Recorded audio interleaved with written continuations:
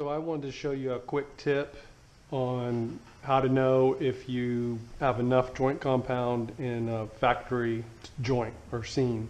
If you have some light coming through, you can see that there still needs to be mud put in right here. Right, it's concave just in the middle.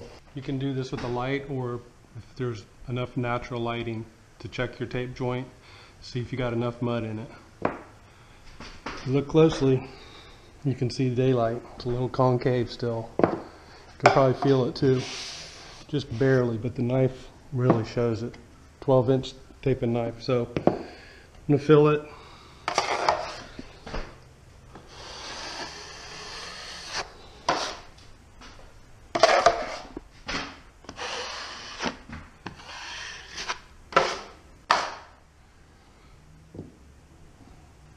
Checked it, so it looks like it needs a little more on the edge there.